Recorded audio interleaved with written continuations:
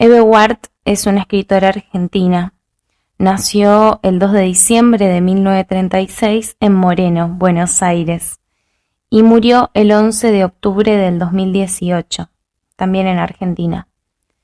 Estudió filosofía en la Universidad de Buenos Aires y también fue docente ahí, y en la Universidad de Moreno. Los textos de Eve Ward nunca fallan, así que espero que este relato les guste y que les den ganas de seguir leyéndola. Este relato se llama El de Eve Ward. Ese verano estaba por entrar a la facultad.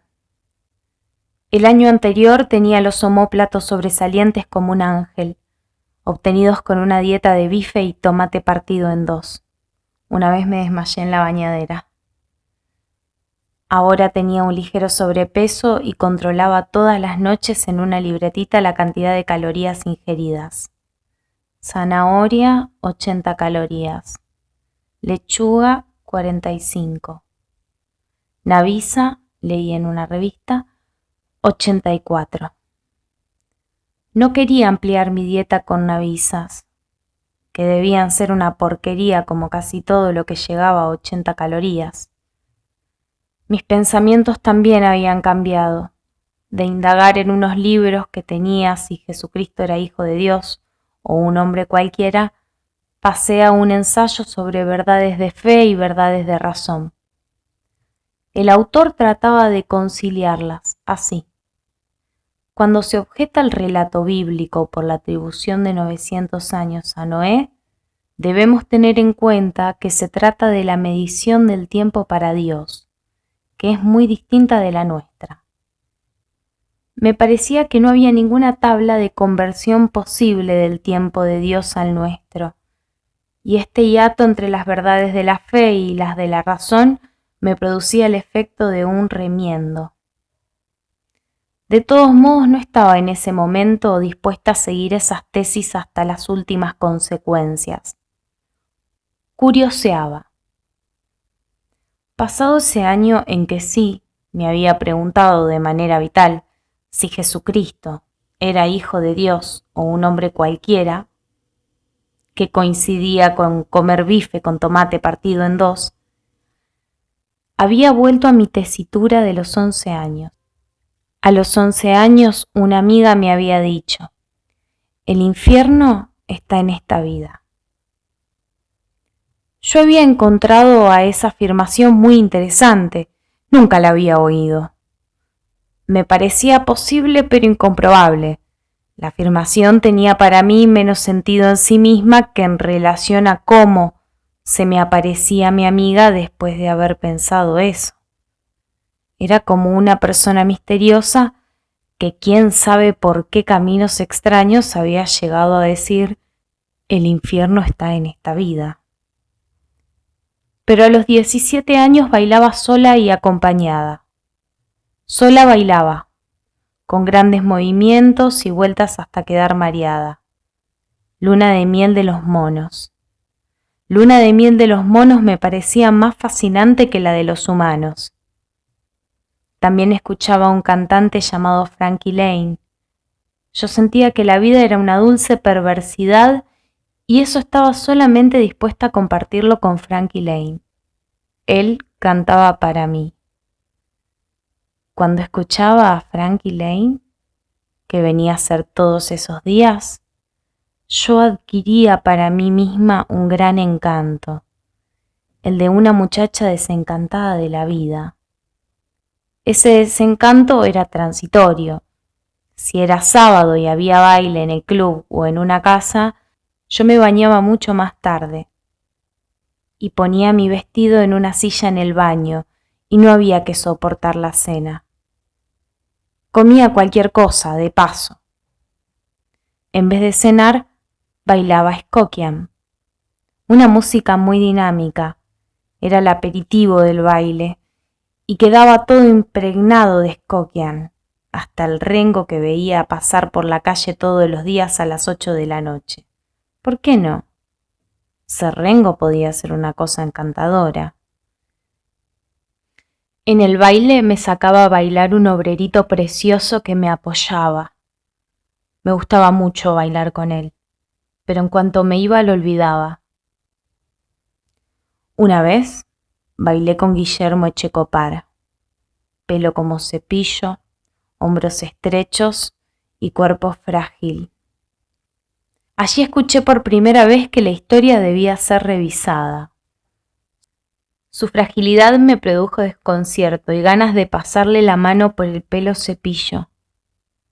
Pero no podía conciliar el tema de la revisión de la historia con los susodichos sentimientos. Andaban separados como las verdades de la fe y las de la razón. Bailé toda la noche con él y no lo vi más porque era de Mendoza. Sí, iba a entrar en filosofía. Cuando me preguntaban por qué, decía, por descarte.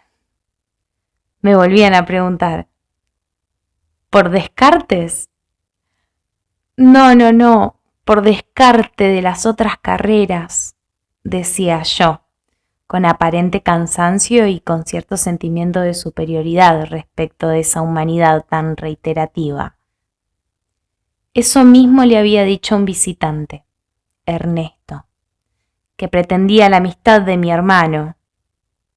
Cada vez que él venía, mi hermano se hacía negar.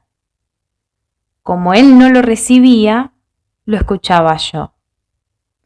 Era gordo y pesado. Quería estudiar filosofía, aunque ya había empezado medicina. Yo me copié de mi hermano y tampoco quería recibirlo. Entonces lo escuchaba mi mamá. Ella lo apreciaba mucho, porque él había contado que en su casa enceraba los pisos. Parecía que se habría conformado si mi hermano o yo lo hubiéramos recibido. Cualquiera de los dos, y yo finalmente le daba un poco de charla porque mi mamá me había dicho. Pero qué antipáticos y groseros, un muchacho que vale oro. Un día me dijo que había comprado todos los apuntes para el año entrante. Me invitaba a estudiar a su casa, que quedaba en un pueblo cercano. Su casa era el doble de la mía, pero yo no alcanzaba a admirarla. Los padres no estaban y una tarde puso Skokian y acompañó el disco con unas onomatopeyas espantosas en inglés, unas onomatopeyas babosas y repugnantes. Empecé en ese tiempo a elaborar la convicción de que se conoce mucho más íntimamente a las personas por las onomatopeyas o por el modo de estornudar que por las más variadas ideas que puedan sustentar. Cuando acabó el disco me dijo que en el piso de arriba había una pieza aislada. En la pieza una cama, y que en la cama se había acostado con una novia que había tenido. Dijo que la cama crujía. Yo pensé que la cama crujiría con unos ruidos similares a las onomatopeyas con que acompañaba a Skokian y cambié de conversación. Al rato me fui y no quise volver más a esa casa para estudiar filosofía. Ernesto seguía yendo a mi casa todas las semanas. Lo recibía mi mamá y habían avanzado en sus conversaciones sobre la calidad y la aplicación de la cera. El año anterior a mi ingreso a filosofía había examinado mi cuerpo de frente, de perfil y la parte trasera, con un espejo. Estaba totalmente disconforme. No me gustaban mis pies, ni mi tórax, que me parecían grandes, ni mi pelo ondulado. Aunque era relativamente alta, quería ser más alta, rubia y de pelo lacio. Pero además, me reprochaba a mí misma el ser tibia, tanto exterior como interiormente. Tal vez hubiese preferido ser de una fealdad de esas que asustan. Y como a los tibios el Espíritu Santo los vomita, me vestía de negro para cubrir mi terrible fealdad interior y mi nada exterior. me cubría para no ofender al prójimo. Pero cuando bailaba con el obrerito y con Guillermo Echecopar, me ponía vestidos más lindos, me pintaba los labios y llegué a considerarme aceptable. Sin embargo, algo me faltaba. Ese año fui a una enorme fiesta.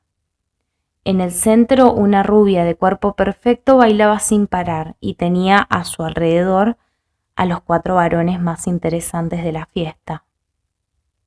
Había que reconocer que ella era mayor, tendría 23 años. Pero no solo era elegida por ser rubia y hermosa. Era graciosa, inteligente, coqueta, ensimismada y sonriente. Sus triunfos no la llevaban a cometer ningún exabrupto, como por ejemplo salir galopando por toda la pista de baile, algo que hubiera hecho yo de tener semejante éxito. Primero tuve una sensación dolorosa, nunca iba a ser como ella. Pero después, cuando todo el mundo se sentó a mirarla para ver cómo bailaba, formé parte de todo el mundo, y era como si yo bailara con esos muchachos. La otra chica que bailaba mucho no era linda, y sin embargo tenía casi tanto éxito como la rubia. Pero tenía savoir-faire desde los 9 años. A los 9 años todas queríamos ir con Mirta, y ser amiga de ella era una especie de consagración. Ella era amiga de todas y de nadie, era amiga del grupo. Una vez me invitó a su casa para jugar. Éramos muchas. La coherencia del grupo pareció tan grande, tan compacta y perfecta, con códigos tan sofisticados y fuera de mi alcance, que no podía entender lo que decía. Estaban discutiendo. A mí me producía mucha turbación intervenir o discutir. Me fui con una paleta a jugar sola. De un pelotazo desparramé un poco de tierra de una maceta y ella, con tono duro, me dijo: «Tenés que barrer». Barrí sin decir nada y me fui llorando a mi casa, sin despedirme para que no me vieran llorar. Nunca más iba a volver a la casa de ella. Allá, en casa de ella, estaba el grupo, triunfante y glorioso, y yo me había quedado sola y me había mandado barrer. Nunca se lo iba a perdonar.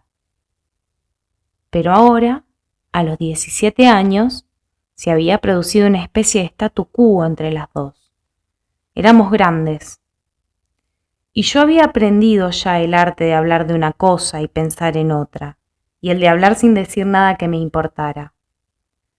Cada vez que la veía y cambiábamos algunas palabras, pensaba mientras: ¿te acordás cuando me mandaste que barriera? La encontré un día de septiembre. Íbamos en bicicleta y me propuso dar una vuelta por las afueras del pueblo, donde los chalecitos se espaciaban. Había troncos de árbol sueltos que parecían asientos naturales, aromos florecidos y cerca el río.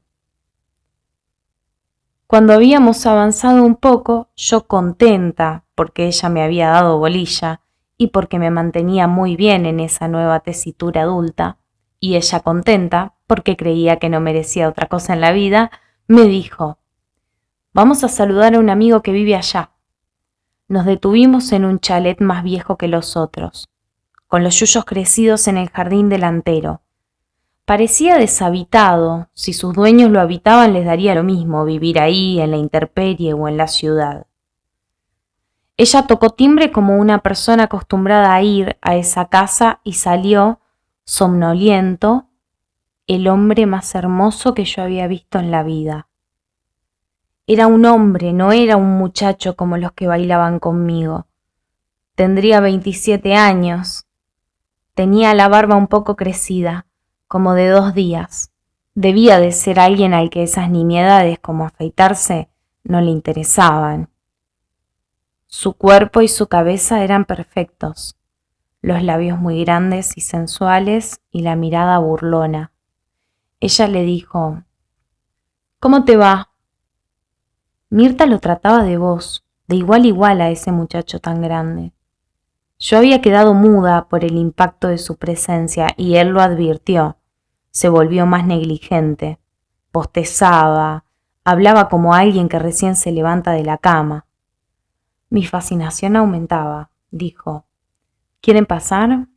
No, no, otro día, dijo Mirta, como si estuviera acostumbrada a entrar en la casa de él y ahora no lo hacía porque asuntos más importantes la requerían. Yo estaba tan impactada por la presencia de él como por el hecho de que ella no le produjera ningún impacto. Cuando nos fuimos, yo casi me caigo de la bicicleta, pero por suerte Dios me ayudó. Le dije a Mirta: ¿hace mucho que lo conoces? Sí, como 2 años. Lo conocí en una fiesta. Ella hacía como 2 años que tenía el privilegio de estar con un ser así. Lo dijo como algo natural. Agregó: no vive acá todo el año, está de paso, vive en Buenos Aires. Es claro, pensé. No podría ser de otra manera. Tendría una casa hirsuta cuando quería llevar la barba hirsuta. Allí iría para esconderse, pero tendría otra casa espléndida en Buenos Aires en la que haría cosas espléndidas. Mirta me dijo: come mandarinas en la cama y tira las cáscaras en la sábana. Eso era el sumum de lo que yo podía llegar a escuchar. Evidentemente era un ser totalmente libre. Podía ser civilizado o salvaje según sus deseos. Es muy pata, dijo ella. La vez pasada lo vi por el río con una rubia flaca, alta. ¿Cómo un príncipe podía ser pata? Era un misterio que no estaba dispuesta a preguntarle. No le dije nada. Oculté la impresión que él me produjo y la traduje en una superficial. Es muy lindo, dije. Ella cambió de tema y llegamos al centro. Desde entonces no pude dejar de pensar en él. Iba con una rubia, flaca, alta. Claro, ¿con quién iba a ir si no? No iba a ir con una ovejita de pelo ondulado como yo. Él cambiaría de mujeres constantemente, pero debería preferir a la rubia, flaca y alta, porque formaban una pareja totalmente distinta de las demás. Las uñas de ella seguramente eran muy largas. Era hermosa, un poco mayor que él, y con esas uñas de bruja sacaría las cáscaras de mandarina de la cama, sin mencionar el tema. Jamás un reproche. A veces a la noche antes de dormirme, lo imaginaba solo. Veía su cara como si lo estuviese viendo en realidad. Imaginaba que vivía conmigo en las siguientes condiciones. Él me ponía en una especie de cucha de perro que tenía en el fondo de su casa y me tenía atada ahí todo el día. Él salía durante todo el día y cuando volvía me desataba. Me trataba de usted. Yo preparaba la cena y él me hablaba lo indispensable. Después empecé a imaginármelo también de día y al atardecer mis pasos se encaminaban solos hacia su barrio. No llegaba hasta su casa. Cuando me acercaba a su casa y pegaba la vuelta era como si me hubiese salvado de algún peligro. Miraba detenidamente los troncos caídos, las casitas, los bancos de piedra que estaban junto a las puertas, como si lo único que yo me hubiera propuesto fuera un agradable paseo. Una vez, en mis tantos paseos por ese barrio, pasé por una cuadra paralela a la de su casa. Me fui con una bolsa para comprar fruta en una verdulería que había por ahí, para tener una coartada por si lo encontraba, aunque me repugnara ir por esos prados con una bolsa de compras. Al llegar a la altura de la casa de él, tenía la sensación de que estaba escondido en su casa. Estaba segura de que no era un hombre que anduviera por el barrio, no era alguien a quien se le encontraba fácilmente por la calle. Como corresponde a una persona importante, que no daría vueltas sin ton ni son. Un día dije: yo voy a pasar por la puerta de su casa. Me encaminé. Iba diciendo: ojalá no esté. Yo sentía que estaba reparando su verja. pero posiblemente fuera un producto de mi imaginación. Me sonrió como si me hubiese visto el día anterior y me dijo: ¿Qué haces por acá? Nada, pasaba por el barrio. No sabía qué decir. Me dijo después: ¿Querés entrar? No, gracias, dije yo. Tengo que irme. Lo saludé y me fui. ¿Cómo se le podía ocurrir tan naturalmente que yo entrara? A lo mejor entraba y me ataba a la cama, o vaya a saber qué, en esa casa que debía ser oscura por dentro. Cuando volvía para mi casa pensé: de buena me salvé. Si entraba ahí, a lo mejor no salía nunca más. Cuando llegué a mi casa estaba Ernesto conversando con mi mamá. Le explicaba el pensamiento de Tales y el de Anaximandro, comparados. A mi mamá no le interesaba la filosofía. Le interesaba la Segunda Guerra Mundial.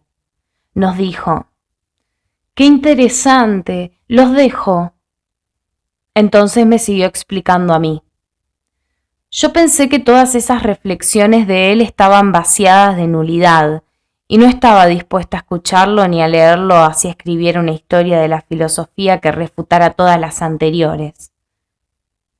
Mientras Ernesto seguía hablándome, yo lo escuchaba avergonzada. Si él llegara a saber que yo tenía semejante amigo, no me miraría nunca más, me despreciaría. Antes pensaba que Ernesto me aburría. En ese momento empecé a pensar que Ernesto me contaminaba.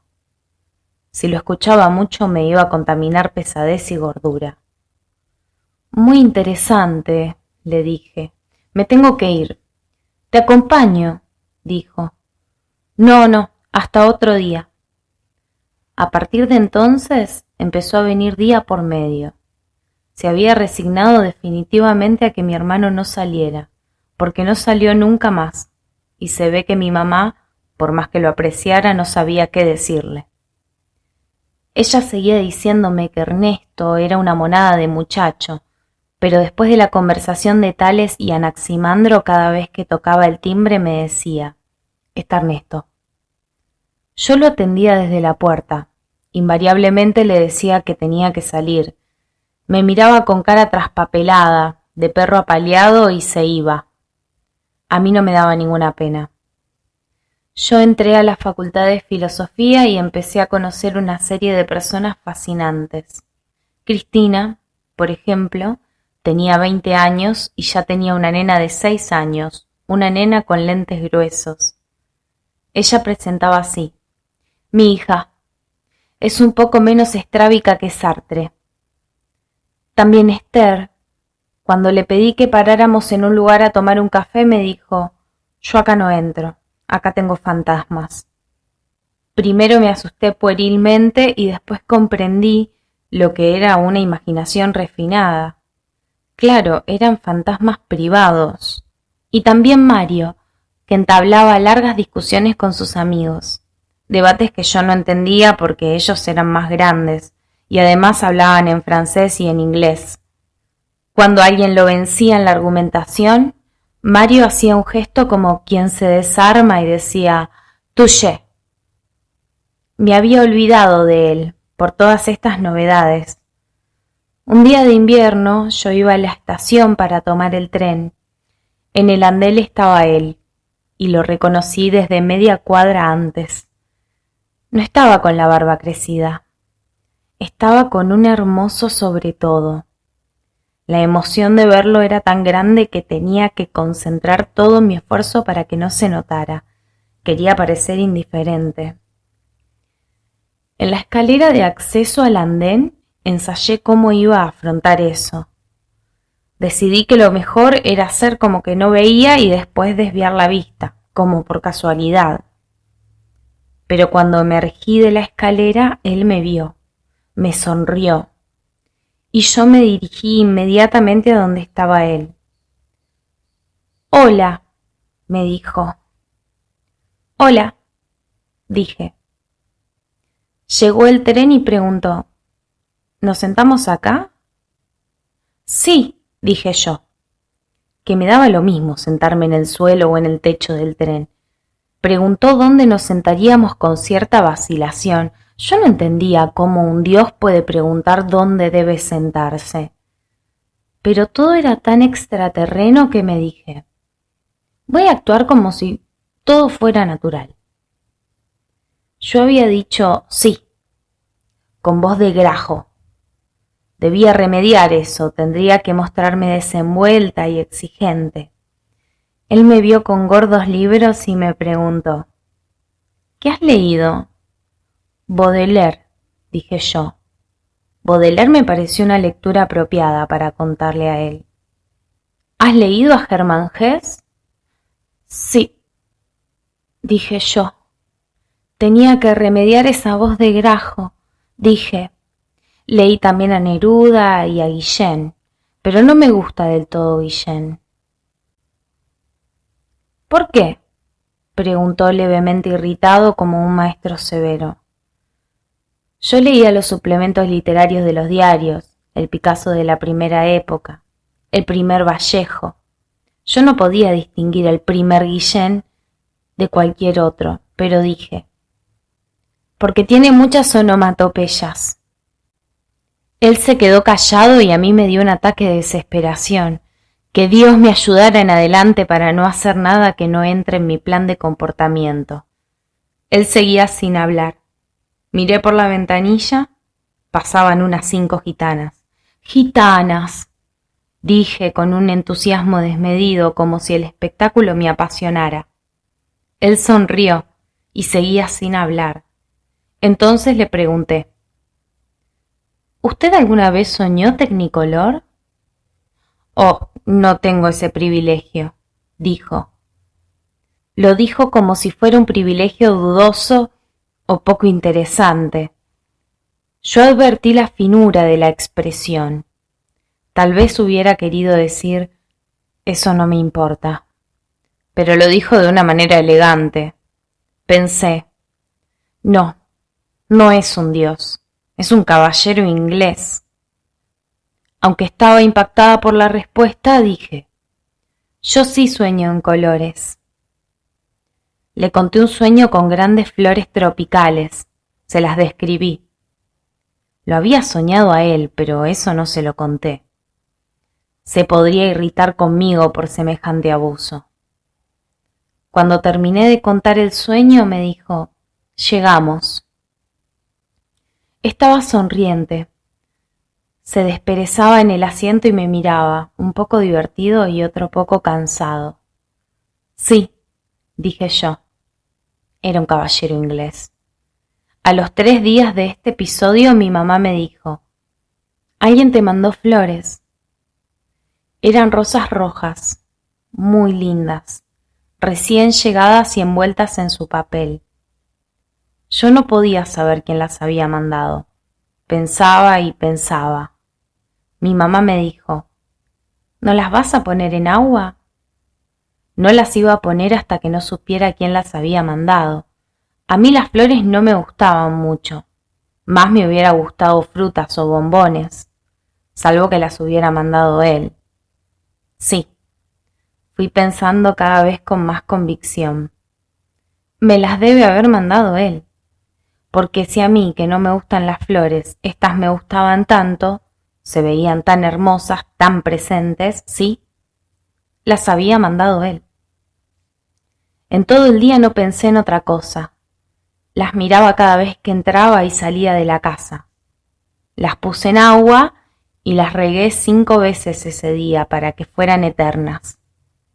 Al otro día, cuando los pimpollos se abrieron y estaban en su esplendor, mi mamá me dijo, «Vino Ernesto».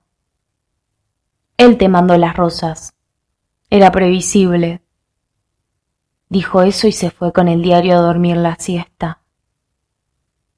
No puede ser, dije yo.